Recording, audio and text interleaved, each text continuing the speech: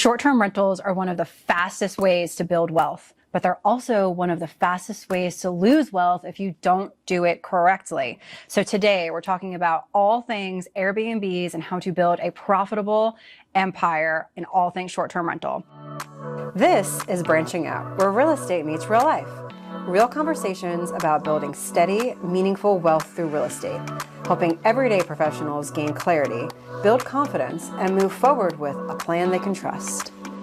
So today, I have my friend Ashley Class here. She is an expert in all things Airbnb. She has her own, she manages, and she is here to teach us everything that she knows about the short-term rental space. So thank you, Ashley, for being here. Thank you for having me. I'm excited. Good.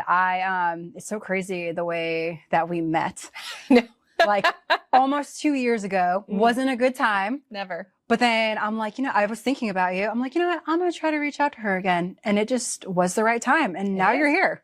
I think everything's very serendipitous, especially in real estate. Yep. Like it might not be a moment right now, but then all of a sudden something clicks and it's like, boom, boom, boom. Everything works into place. It's funny. Yep. And this is all about building your network. And Absolutely. We always talk about building your team. So important. And then when we talk about like negotiating and trying to get a deal done, it's never really no. The door is never closed. And it's all about who you know. It's true. Yeah, it's true. So, all right, let's hear about you. How did you get into this space? What got you into short-term rentals? Oh man, I think like a lot of investors, I fell into it completely. So I have been a fix and flipper for the past, oh God, I'm aging myself, but 15 plus years, really my whole life. My dad fix and flip properties. He would take my brother and I to clean out properties that like we had midnight move outs and different things. And he was always really big on us owning real estate because he saw the potential and the long-term generational wealth that would come with it. So when I moved to Charlotte, I had lived in New York City. I worked in fashion and I couldn't afford anything. And my dream was always to own a house. So when I first purchased my first house, I started to rent the rooms out to traveling nurses. Just kind of fell into that because I wanted to be able to afford the mortgage and drink. And I thought that's my drinking money. Started meeting people. And then I realized, wow, I really enjoy the kind of hospitality aspect of that. So I started flipping properties and we had one property that just was not selling, was not the time. I always like to say to my husband that I'm not wrong. I'm usually just really early. And I think that came with a lot of my early on flips is that I knew this neighborhood would pop, but it just was not the time yet. So with that property, we decided to make it an Airbnb. And after that, I kind of caught the bug. As soon as I had my first couple stays, I was like, we can do this. That's awesome. So that was your first Airbnb. That was my first one. Let's talk about that. Was that like the glamorous Instagram Airbnbs that you see? No. Yeah. So, and was it profitable like right off the bat? Yeah. So it was profitable. And I think the reason is I had used a lot of my old furniture from my husband and I had just recently gotten married. We had a lot of extra furniture kind of sitting around that I wasn't selling. Good furniture. As I say to all of my clients, it's really important to think about, would you sit in it? Because I've had clients where they've found something off the side of the road and they're like, what do you think? And I'm like, run. Absolutely not. Like, what are you doing? I think that is really important to invest in your business with any business at the beginning, and then that will eventually pay off. And luckily that has been kind of my philosophy and strategy going forward. I think the first 6 months were a little shaky because you have to establish yourself. You're a new host, new house, new location, still was kind of coming up. And there wasn't a lot of people that were just seeing this neighborhood as profitable. But now that property was actually Madison Park of Charlotte. So that is a very reputable area now. It just before I was picking up bullets. So bit different back then. Yeah, for sure. Okay. So, all right. So let's kind of like get into the weeds a little bit. Yeah. So you say hosting. So people that don't really know Airbnbs or VRBO, which there's probably very few people that are watching this that don't know that. So what do you mean by that? Did you go on Airbnb right away? Yep. Like how does that work when you're looking for tenants? Yeah. So I just really looked at Airbnb and I was reading a lot of different strategies, especially when you have a property that you're paying hard money loans on. And you don't really have at that time. I had absolutely overspent, over budget. I had canceled a bunch of contractors because of different things I had discovered when I was there, as we all do when we're first flipping and finding new people. And so I was really in the weeds. I was either going to take a massive loss and I am too stubborn and too much of a Capricorn to say this is going to be a total loss. So I really did my research, and I recommend that for any investor is that you first figure out your whole strategy, not just Airbnb, but what's your demographic? Because that's going to change how you design it. Do you want it to be Instagrammable? Do you want it to be comfortable? And I chose with the furniture I had, the money I wanted to see coming in, I wanted to go for comfort. And so that really, I think, focused on pushing my strategy forward with a lot of families. Once the reviews started coming in, I started building that name. It became, even in the Charlotte community, people started recommending me as a comfortable host that they could host their kids at, that they would feel comfortable at. They wouldn't be worried about breaking a lot of items. So, got it. Okay. So you were the kind of property where like people are having a family reunion or coming for a graduation or a birthday or a wedding. Yeah. They would say, okay. Not as glamorous. Yeah. But when you're starting off, I wanted consistent money. And when I did my research, I found out that at the time, that was a huge niche that a lot of people were not putting money into. Especially midterm rentals were not a considered strategy at the time. And I saw that there was a huge need. And with the traveling nurses I had in my house before, I wanted people to stay because that would be consistent rent for longer, not just a weekend stay. So I think when I look at like an investment strategy and hosting, what I always ask is what I always tell new investors is look at what your strategy. Are you worried about occupancy? Are you worried about looks? Are you worried about the demographic that who's going to be at your properties? And what are your bottom line? That's going to be really what you consider. So when you consider hosting, you have to think of all these factors, because then are you going to do it yourself or are you going to do it with someone else? And what does that look like? So I think it really stems out that I created a foundation at the beginning, built my use case, saw that it worked, and that's when I started to realize I could rinse and repeat. So as far as stay times, so you kind of mentioned midterm. So were you mostly in that like month to 3 month range, or were you kind of like a weekend or a week? Like what was your stay time, or was it that whole range? It was a wide range. When I started to build on comfort, especially when I focused on that area, I realized there was a lot of interns coming in. So at the time, Airbnb didn't have anything focused on midterm. Furnished Finders was not existing in Charlotte. So I realized that there was possibly a way I could capitalize on somebody staying a minimum of 5 days and a max of 6 months. Okay. And so it would ebb and flow depending on the different seasons. Summer, I had consistent interns. I love intern season because it's 3 months consistent pay, and really they're too tired to throw massive parties at the end of the day.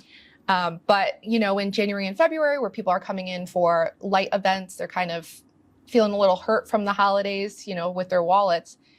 I focus on shorter term just to keep paying for the mortgages. So then I guess your pricing would be different. Like if someone was staying for a week, then staying for 3 months, they put in the time frame, and then the dollar amounts would change based on Absolutely. that. Oh, okay. Interesting. My promotion strategy focuses the longer you stay, the more you get off. Yeah. So that's what really capitalized on people staying, because they, psychology behind sales is always really interesting. You see that 40% off sticker, and I think people jump to that. But what they don't realize is that they may be spending more than a 3-week stay. But it's all about the percentage and the way you look at it and the psychology with how you present it on Airbnb. There's a lot of people don't realize that if they self-manage, they have to work with a lot of marketing aspects as well. And they really have to understand that psychology. Oh yeah, for sure. So when did you realize that this was a scalable wealth building tool for you? Like, was it after your first one? Was it after your fifth one? It was the first 3 months. It was actually the dead season, which is usually September, October, November. Kids are going back to school. Parents are not traveling as much. They usually have that summer rush, and then they're prepping for the holidays. So when I realized that a lot of people were trying to find homes before the holidays, but they were not finding homes to rent short term, that's when I started to capitalize, and I realized I have something there. So I started with 1, and then 6 months later, I had 9. And then within a year, I had 100. Oh my gosh, wait, that you were managing or that are yours? That I was managing and with mine. What I worked on a strategy with getting people that would fund the money. Okay. And then I would have the houses in my name so that I would able to still build that equity, still have a piece of the pie, but then also be able to reward those that believed in the model. Okay. And then that's different from arbitrage, because that's another Completely. word. Okay, cool. Yeah. All right. Arbitrage is like when you have a lease on it and then you sublease it out. Like you make it cuter and then sublease it and make the difference. Okay. Yeah. Cool. Okay. So, all right. Very interesting. So then from scaling that quickly, what were some of the pieces that made one Airbnb better than the other? It really depends on, I think every Airbnb is so different. And that's why whoever decides to host, they have to be very flexible. I think real estate agents and people in real estate, they understand the flexibility of the market. A lot of people think that they can just rinse and repeat like a franchise, and that's not how it is. Airbnb design really depends on location, your demographic, and your overall strategy. So when I look at comfort, and that's usually my focus for every Airbnb I do, still 9 years later, I still look at comfort. So I will invest more in a couch, a bed, because I want them to stay longer rather than a neon light, let's say. So my focus has always been about that. But let's say if there's a host out there that really wants that marketable higher price point for a bachelorette party area, they probably wouldn't spend as much money as I do on beds, and they'd probably spend more on decor and green walls and, fun things like that. Yeah, for sure. So, all right. So you go for comfort. What kind of things do you stock? Like you have obviously fully stocked kitchen, spices. Like what are some things that people don't really think about when they're like, oh, I want to get into Airbnbs that they need to have in the house? Like a vacuum, an ironing board, like everything, really. Everything. I always tell my clients, because I stage Airbnbs now, and then I also work with clients from international just to focus on what are their like missteps, right? And so I always tell them, what are the 10 things you use every single day? And I want them to really look at that, because you don't realize you're grabbing for toilet paper off a toilet paper holder. It's time to invest in a toilet paper holder. Different things really will impact their experience. I've had a lower rating because somebody didn't have a toilet paper holder or a paper towel holder, because they felt like it was annoying to grab that and it might have not been as hygienic, right? So for me, cleaning supplies are an absolute must. People make mistakes, especially if you allow pets and kids, so important. But the other things of depending on location, if you are a townhome or a condo or an apartment, you need a noise machine because you can't control what the walls offer. Or if you're by a busy, street. Those are like different ways I look at the experience design, is what I call it, is just what does the property need? So if you have different amenities like a pool, you want to be able to have pool towels. You want to be able to have pool chairs. So each house is very different. For me, my core is a really comfortable couch, noise machine, blackout shades, blackout curtains, blackout shades, whatever, because not now as a mom, I realize the importance, but like also as a traveler, when I would focus on those comfort stays, I really wanted people I preferred the ones that worked at night. And so that you need those blackout shades that could last you throughout the day, that they could sleep, like traveling nurses. Yeah, for sure. Yeah. Okay. Yeah, another one to my 10 besides those two would be a coffee machine. Absolutely. Yep. Cooking, like pots, pans. Yep. Basics like that, spices. Silverware. Yep, all that. Yeah, when I go to my favorite thing about staying in a short-term rental is being able to go to the grocery store, buy all my groceries for the weekend or the week or however long I'm there, and cook. And not have to worry about spending tons of money going out to eat and doing all those things. So, do you want to know what my number one thing hosts always forget about? And I always message them. I'm like, hey, this is not a big deal, but I just want to let you know, a colander. Or as people call up north, a strainer. Yeah. Just when you're trying to cook pasta and you don't have it, it's $1 at the dollar store, but people don't realize that is something so specific. But when you don't have it and you don't have that amenity, they will let you know. Honestly, spices is also one. And like, it'd be cool if there was like ketchup and like condiments, like, that's kind of hard because it's in the fridge and that's kind of weird for some people. But I guess if I knew the person and it was a referral, maybe, but there's things like that. So very cool. So what's some mistakes that you see besides that, not having a colander? Yeah. What are some other mistakes you see investors making? Investors still think it's COVID territory. I understand with pricing, not just pricing, but overall design strategy. You got to be very flexible, and the market's changed. And I don't know if you're like me, but I feel like COVID was last year. It's like a complete time warp, but I feel like a lot of investors are still stuck in that time. And what I mean by that is when we went through COVID, a lot of people jumped on the short-term rental market because they weren't finding long-term renters because people were losing their jobs. Bar industries were shut down. Different things changed where they couldn't find reliable tenants to pay, right? So they moved to that short-term rental status, and they could throw a mattress on the floor and people would rent it. It was disgusting. Yeah. And people got really spoiled by not investing in their properties. There was paint peeling and the appearance, they just were kind of letting it run. And, you know, part of short-term rentals is you are giving them a house, but that house still has maintenance. So I think that's one of the biggest things. The second thing I would say for design with ebbing and flowing and flexibility, I always tell my clients, stay in it for a night. They must stay in it for a night and tell what's missing, because I can tell you off the bat, but you don't realize until you're there. There was a client that didn't realize that the door didn't shut properly of Like one the of the front doors. door or Yeah, back door? the Like front an door. exterior door? Oh, And obviously it freaked them out. yeah. So they were wondering why people were leaving, but nobody really told them why. Well, it's because it was off by a hinge. It's a $3 mistake, but you don't realize that until if you just have a cleaning team coming in and out and not relying on that. So different things like that are so important. That's why I always recommend people staying. Yeah, for sure. What are some things that investors overspend on in their property that aren't actually needed? Decor. Decor. 9 out of 10 times people get so excited on creating that, I like to say, Instagrammable experience. And if the money doesn't show it, if you're not looking at the numbers, I always tell clients 3 months of your estimated rent is what you should spend on the whole house. Okay. So if your rent, your expected is $3,000, let's just say, right? You have a bungalow, it's $3,000. You should not be spending more than $9,000 on furnishing that whole house. Okay. I have a lot of cabin clients that will go full on Pottery Barn, spend $60,000, $70,000 on furniture. Oh my gosh. But you're paying $120 a night, or that's what you're getting back. Doesn't make sense. Wow. So the key is your design should be based on the numbers you're getting, because a smart investor wouldn't overspend. That would take you, we figured out one client, it would take her 4.5 years to pay that furniture that was broken within 6 months. Oh, full occupancy too. Yeah. And then going back to the COVID thing, I bet also, and I don't know if this is true, it's just something that I kind of noticed, but during COVID or like shortly after, people didn't want to stay in hotels anymore. No. Because they wanted that privacy of their own space, which I'm sure gave a huge pop. People realized that. So then they started buying short-term rentals. So then it became oversaturated.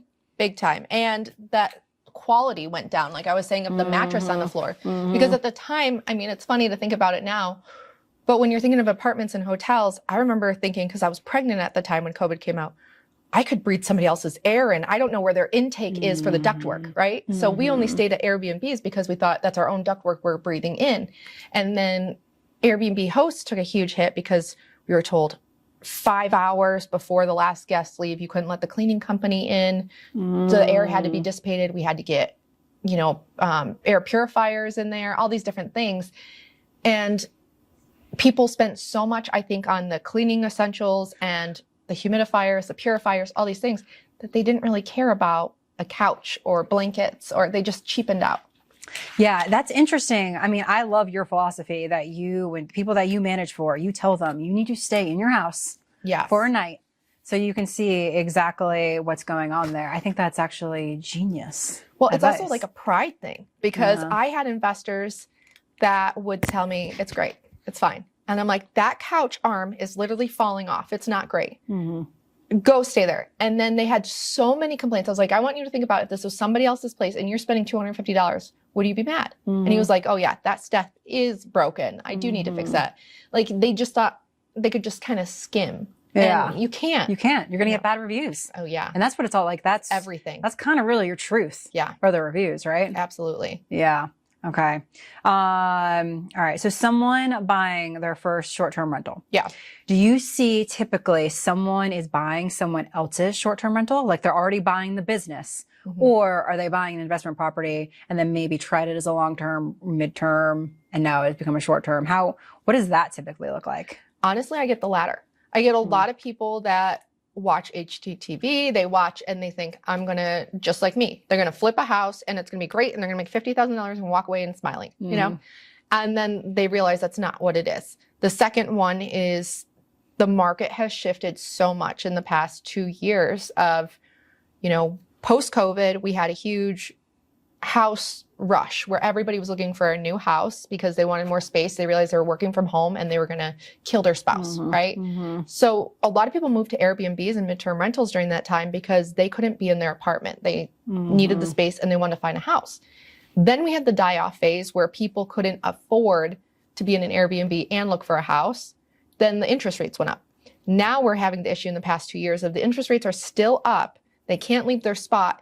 And now because other things have gone up, they're wondering, is this stay going to be worth it or not? So you have to make it really worth their while. So when we get people that are coming in with, they couldn't find reliable tenants to come and move into their property, they're already down and out, probably in the hole. So they don't want to spend a lot. But it is a tough conversation every time where I have to be, you know, this is how it is. You have to spend the money. You have to think of this as a new, fresh phase. I understand you spent so much on the rehab. You spent so much on the marketing and waiting for somebody to come in long term. This is a new, fresh phase. Either you're going to doing business, like honestly, right? Yeah, and it's not personal. It's not because I want you to buy this couch. It's because this is what's going to make you money. You're either going to do it or not. And so 9 out of 10 times they'll follow the philosophy because they understand. But I think people get really emotional to any phase because it's nerve-wracking. Yeah, it's an investment to your investment and people in your investment. And people just want to, they want to skimp on some things and they just don't really understand, which is why they need someone like you being like, hey, no, I manage all of these properties. This is what I see work. Right. What about amenities? Like does it help if you have a fire pit or a hot tub or like all of these cool little things? Is that still a thing? I think it depends on location. Yeah. If it's an area that has a lot of bachelorette group gatherings and you allow those group gatherings, you know, some people, let's say, you know, vacation areas, beaches, cabins, they really fill up with twin beds and try to get as many people packed in. You're definitely going to want to have recreational activities, board games, different things to prepare for indoor and outdoor weather activities because you never know how unpredictable the weather is. You never know what's going to happen. Yeah. You know, hammocks, different things for them to have space is always a nice choice.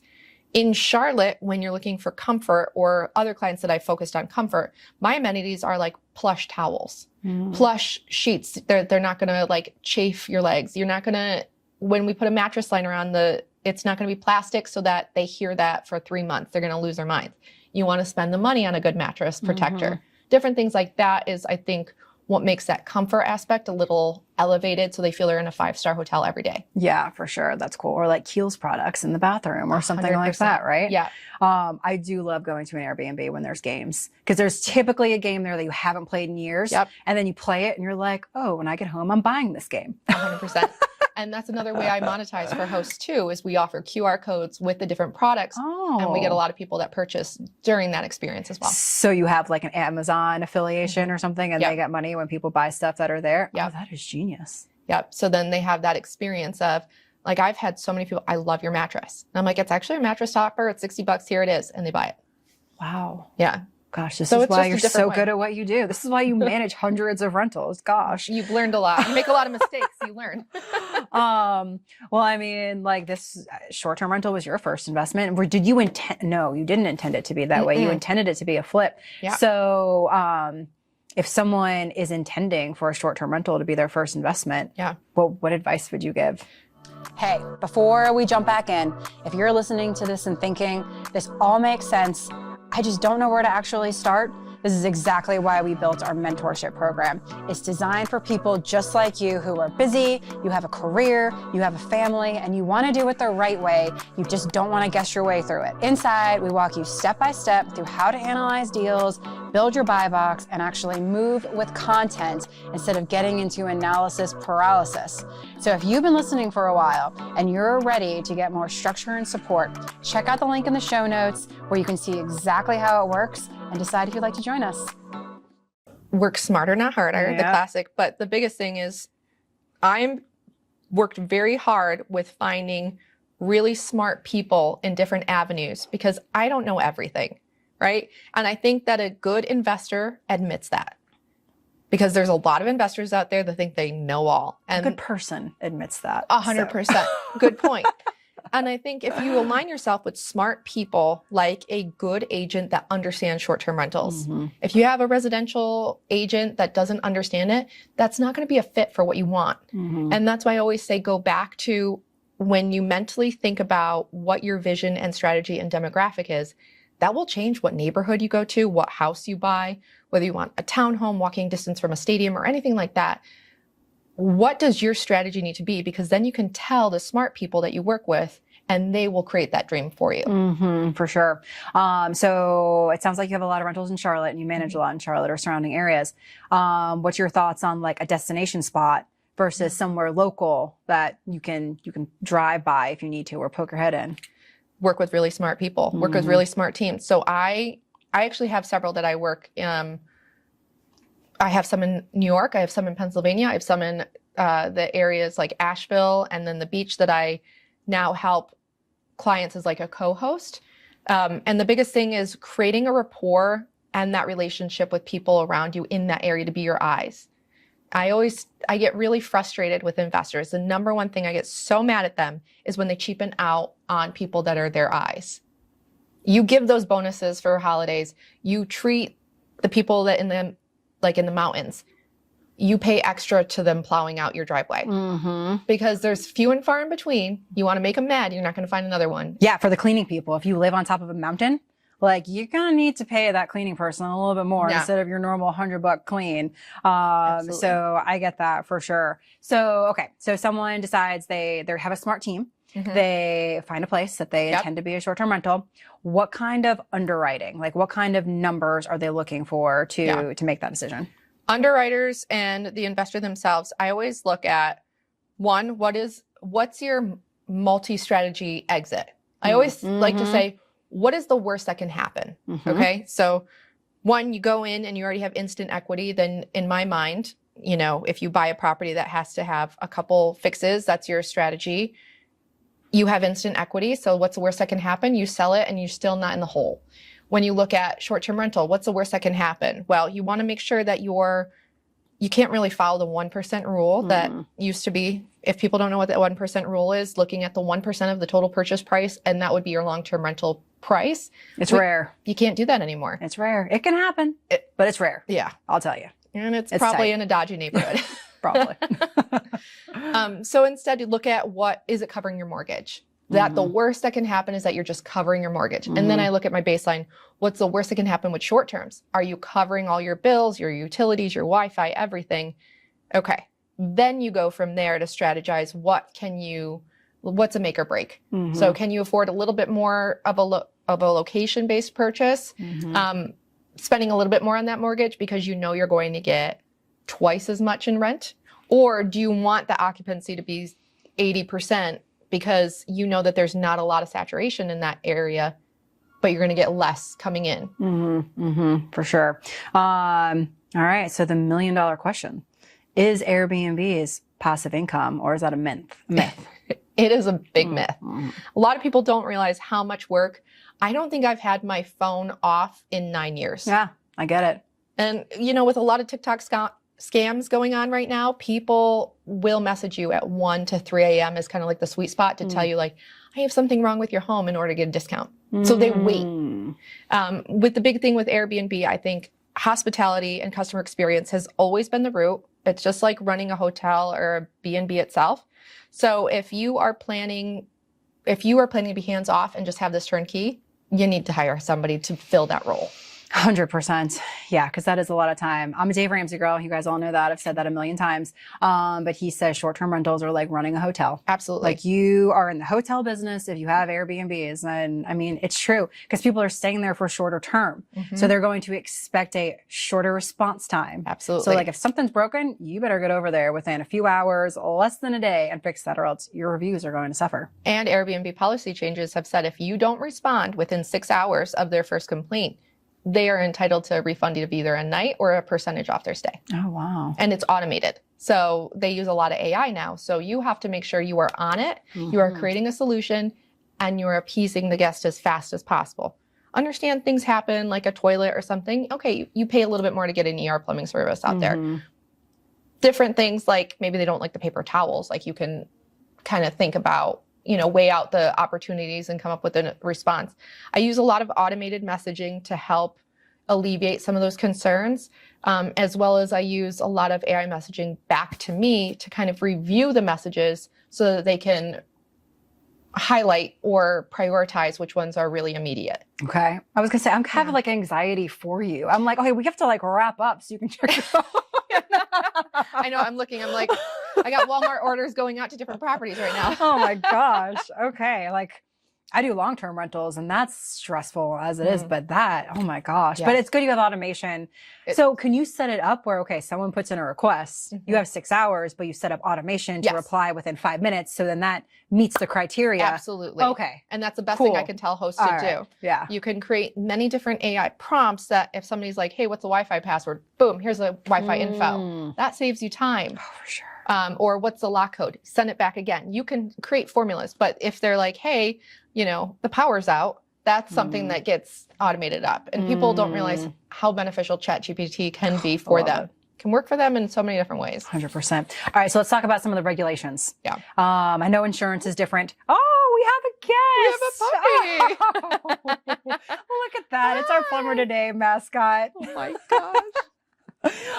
So insurance, I know that it's different for long-term rentals and short-term rentals. So like what's in pricing? Like what would you say the difference kind of is? The good thing and bad thing is that pricing for insurance has raised, and I don't see a big difference when it comes to building insurance. But when you have to, for short-term rental, you also have to insure the items that are inside the property. So you need to have that content. Yes. So a lot of it's your stuff. Right. And a lot of short-term rental policies don't tell hosts or owners that it is a bundle, basically. They have your building and then they have the contents. When we had somebody had a huge party in one of our Airbnbs, and they basically said, okay, this person you're going to contact because if you were to flip the house over and shake it out, all the stuff that's damaged goes to this person. But because this stuff is damaged to the foundation, this goes to this person. So you really have one bundled policy, but for claims, they need to know it's really two. Okay. What other kind of restrictions or red tape do you see with Airbnb short-term rentals? A lot of people think that rental arbitrage is still strong. With insurance, I tend to get really nervous about that because there's so much liability now and so many different restrictions and regulations. Most arbitrage properties are those that are like apartments, condos, townhomes. They have HOA rules, CCRs, apartment complex rules, and you really can't manage what's going on each side of the wall.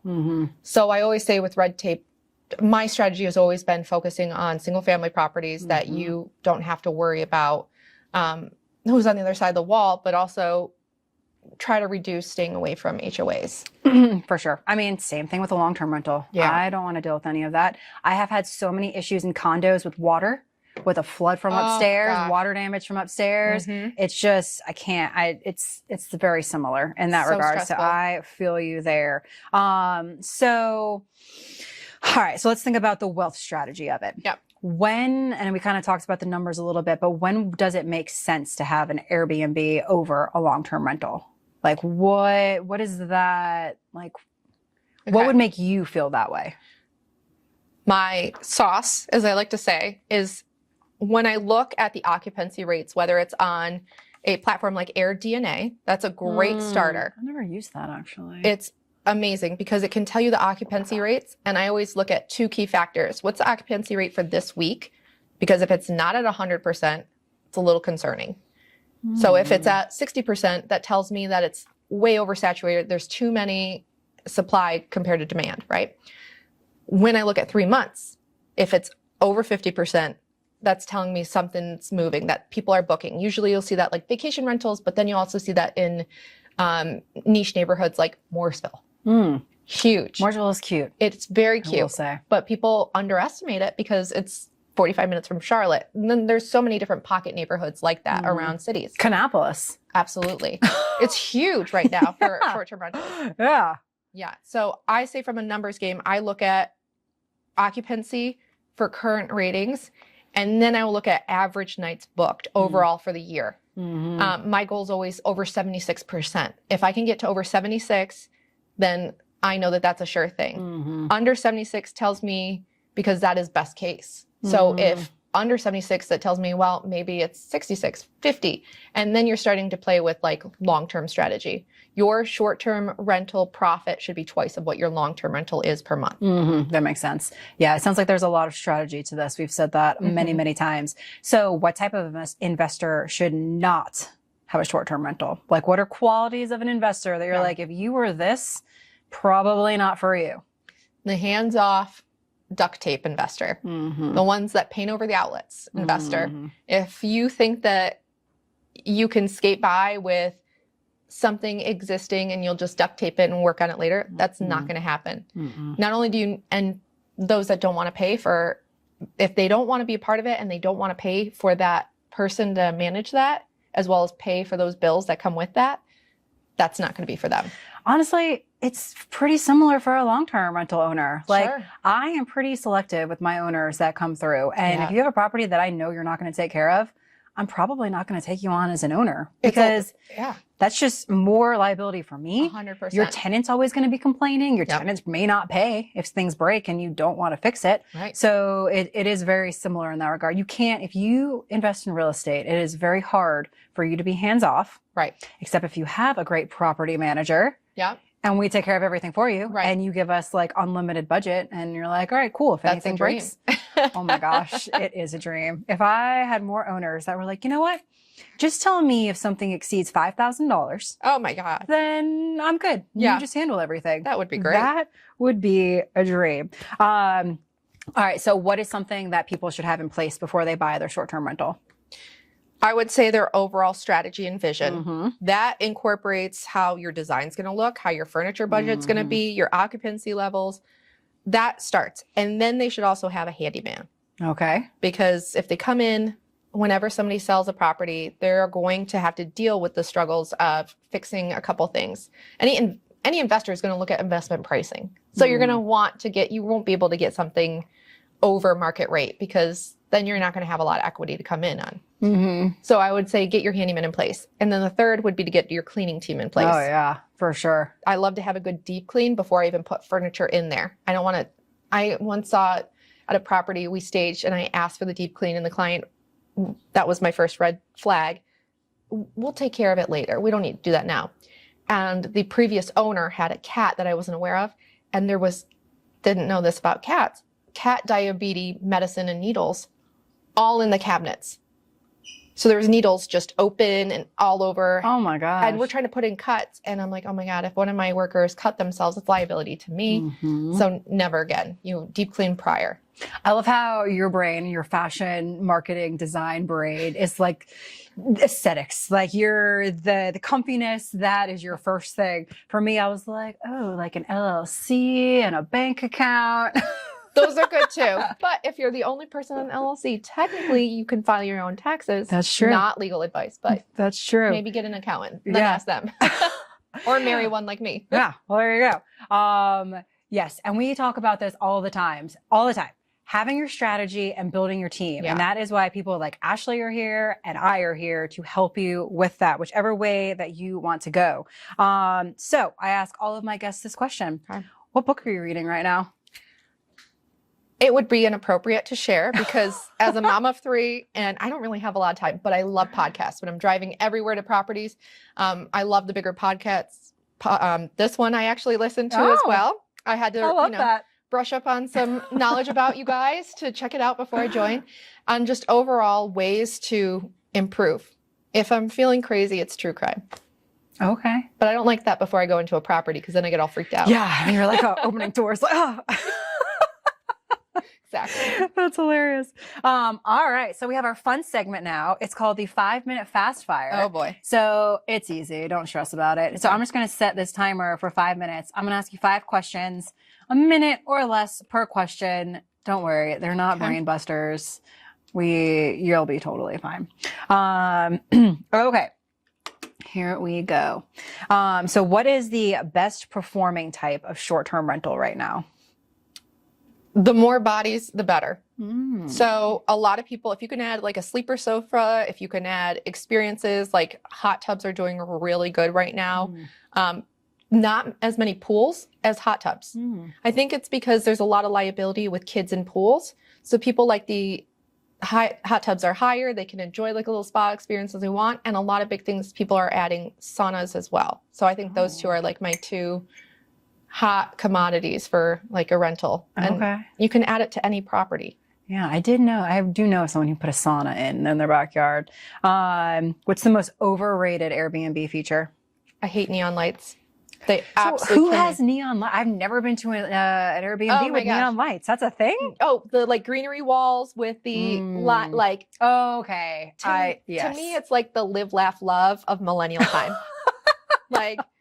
Those are my favorite things to see. I'm like, oh, I know what kind of person you are. Sorry, no offense to anyone who has that.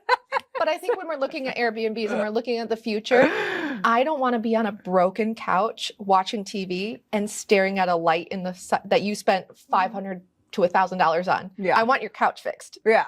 For sure. I want to sit in a comfy couch where I melt into it. I can fall asleep. Yeah.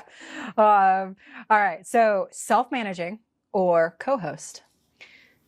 Really depends on strategy. If you don't mind getting up in the middle of the night and having to drive over to a property like I did, 8 months pregnant, waddling, yelling at people to stop having a party, then that's your game. Yeah. If you don't want to deal with that and you rather they do that, then you're going to get a co-host or a property manager. It's really your convenience. Yeah, for sure. It's how much you want to sleep. Yep. Yeah. How much stress you want to have. That's why I thrive on coffee. So I'm throwing in a bonus question. What do you do to de-stress? Because you have a very stressful job. Yeah. I don't. I have coffee. Feel you. Coffee. Yeah. That's lots of it. That's it. I feel like that may have the opposite effect of what you're looking for. I'm sure. My husband really wants me to get a hobby. He doesn't understand this is my hobby. This is. I know. As Greg always says, he plays Monopoly for a living. Yes. So that's it. Kind of the same way. Yeah. All right. What is the one number that every short-term rental investor needs to track? Occupancy rates.